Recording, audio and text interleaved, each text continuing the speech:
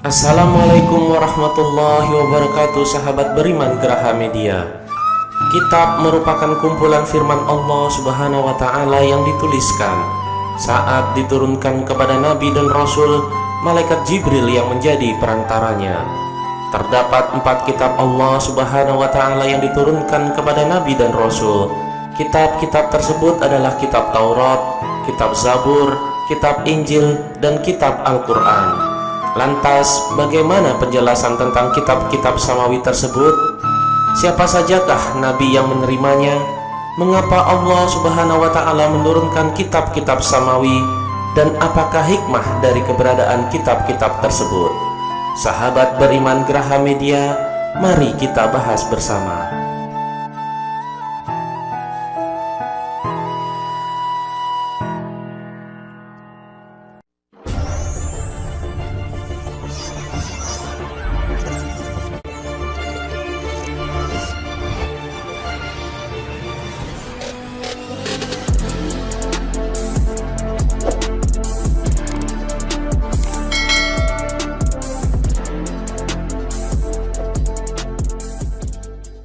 Penjelasan tentang kitab-kitab samawi dan nabi yang menerimanya. Kitab Taurat. Kitab Allah yang tertua adalah kitab Taurat yang diturunkan kepada Nabi Musa alaihissalam di Bukit Sinai. Kitab ini diturunkan untuk pedoman bagi bangsa Bani Israel pada abad ke-12 sebelum Masehi. Kitab Taurat dikenal dengan isinya, yaitu The Ten Commandments atau 10 perintah Tuhan. Taurat sendiri memiliki arti, yaitu hukum atau syariat. Bahasa yang digunakan dalam kitab ini adalah bahasa Ibrani. Kitab Taurat juga disebutkan dalam Al-Quran, tepatnya di surat Al-Isra ayat 2 yang artinya, "Dan kami berikan kepada Musa kitab Taurat, dan kami jadikannya petunjuk bagi Bani Israel dengan firman, janganlah kamu mengambil pelindung selain aku." Quran Surat Al-Isra ayat 2. Kitab Zabur. Kitab selanjutnya yang turun sebagai pedoman manusia setelah kitab Taurat adalah kitab Zabur. Nabi yang menerima kitab ini adalah Nabi Daud alaihissalam pada abad ke-10 sebelum Masehi di daerah Yerusalem. Kitab Zabur diturunkan sebagai pedoman untuk bangsa Bani Israel atau umat Yahudi. Kitab ini ditulis dengan bahasa Kipti.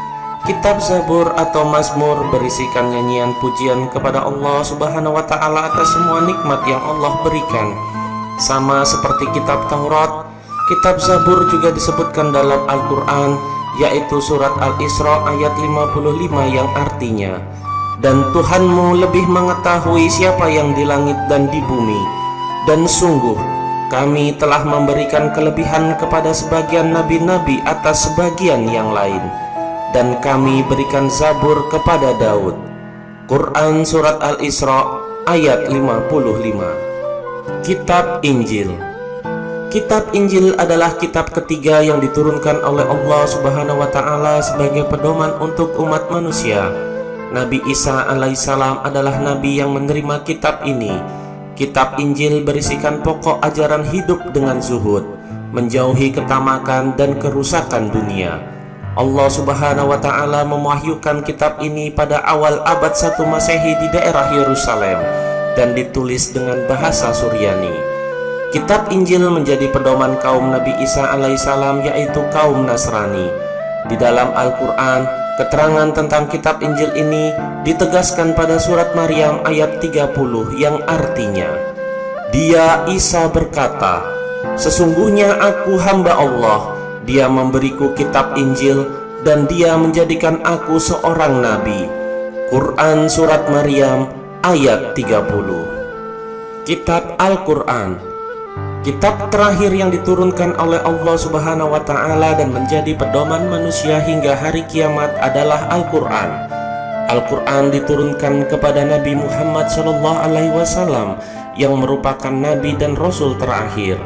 Kitab suci Al-Quran diturunkan secara bertahap dan membacanya bernilai ibadah.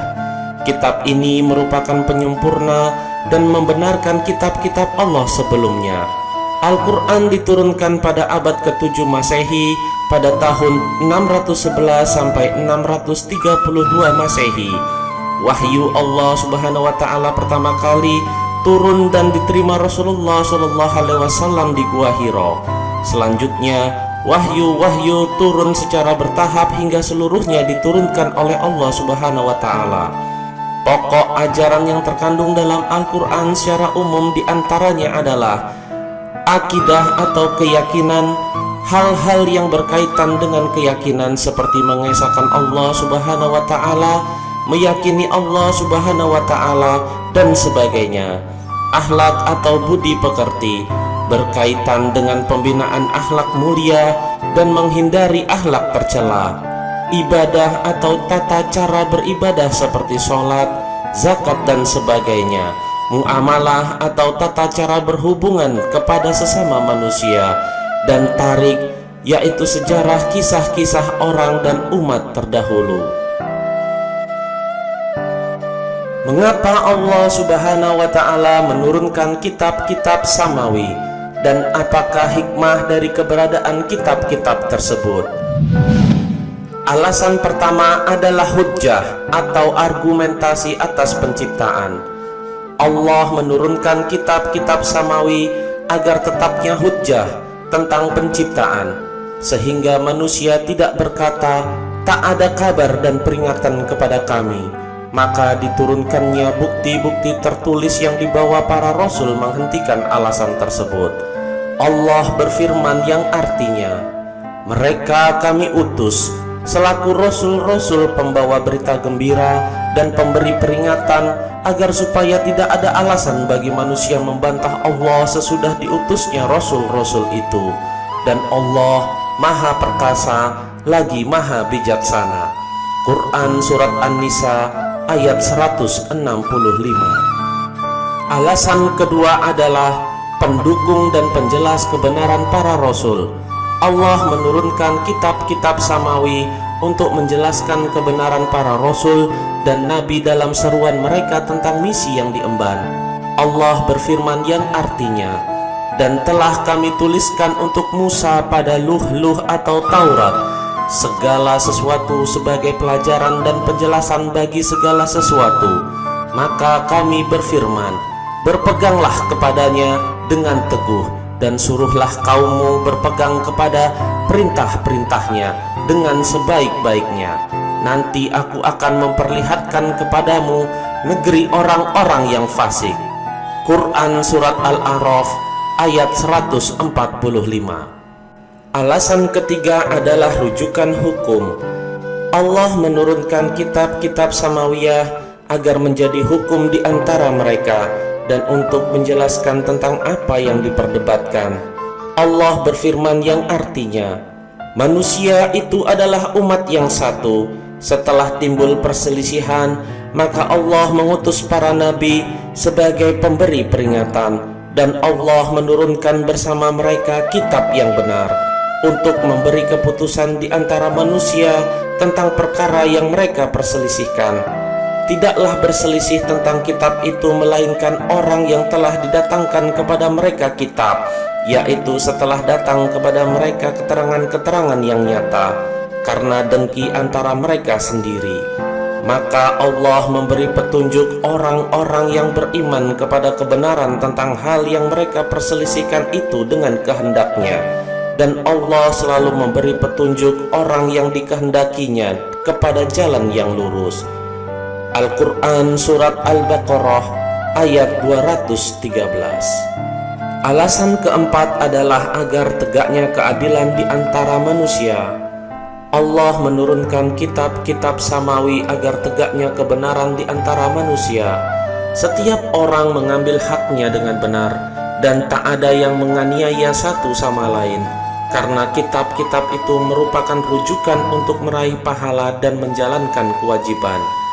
Allah berfirman yang artinya, sesungguhnya kami telah mengutus rasul-rasul kami dengan membawa bukti-bukti yang nyata, dan telah kami turunkan bersama mereka Alkitab dan neraca keadilan, supaya manusia dapat melaksanakan keadilan.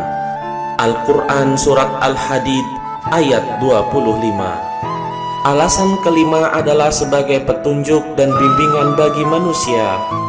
Allah menurunkan kitab-kitab samawiyah untuk menjadi mercusuar ilmu dan sumber hikmah. Manusia menemukan di dalamnya segala sesuatu yang bermanfaat bagi kebutuhan mereka, agama, dan dunia mereka. Allah berfirman yang artinya, sungguh Allah telah memberi karunia kepada orang-orang yang beriman ketika Allah mengutus di antara mereka seorang Rasul dari golongan mereka sendiri, yang membacakan kepada mereka ayat-ayat Allah, membersihkan jiwa mereka, dan mengajarkan kepada mereka Alkitab dan Al-Hikmah. Dan sesungguhnya sebelum kedatangan Nabi itu, mereka adalah benar-benar dalam kesesatan yang nyata. Al-Quran Surat Ali Imran ayat 164.